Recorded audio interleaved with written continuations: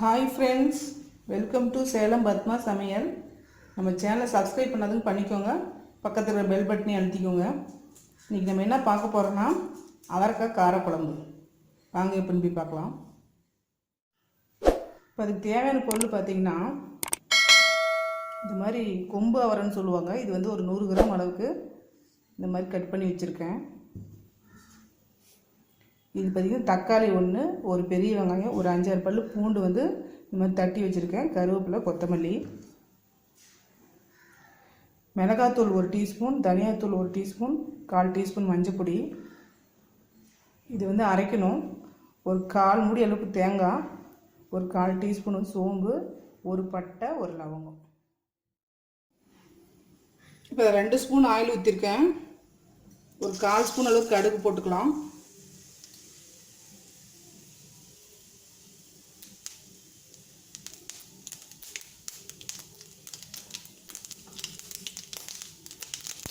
வெங்காயம் போட்டுக்கலாம். வெங்காயம், பூண்டு, கருவேப்பிலை.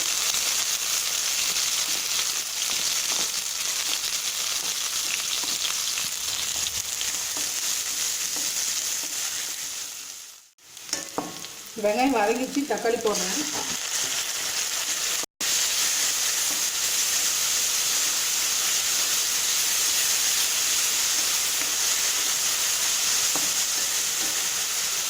தக்காளி நல்லா வதங்கணும்.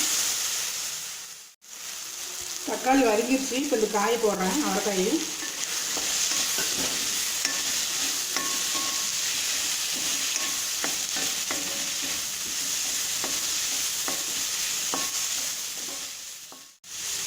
இப்போ இந்த ட்ரை பவுடர்லாம் போட்டுக்கிறேன்.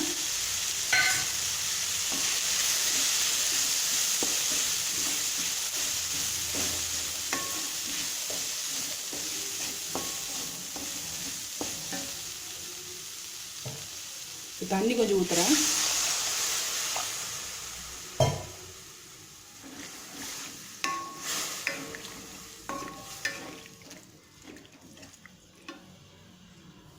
உப்பு போட்டுக்கிறேன் தேவையான அளவு.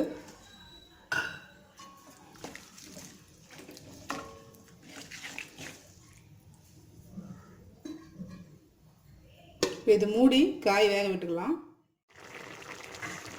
இப்போ பாருங்கள், காய் ஓரளவுக்கு வெந்துருச்சு. இந்த அரைச்சி தேங்காய் பேஸ்ட் ஊற்றுறேன்.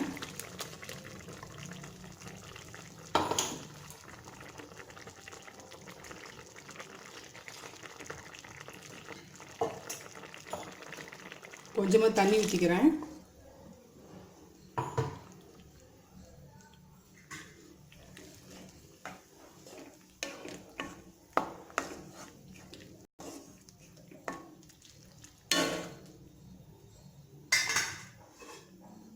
மறுபடியும் மூட வச்சு வேக விட்டுக்கலாம். இப்போ பாருங்கள், நம்ம குழம்பு நல்லா கொதிச்சு ரெடி ஆயிடுச்சு. இப்போ மல்லித்தலை போட்டு இறக்கிடலாம். நம்ம அவரைக்காய் குழம்பு ரெடி. பாருங்கள், நம்ம செஞ்ச அவரைக்காய் காரக்குழம்பு ரெடி ஆயிடுச்சுங்க.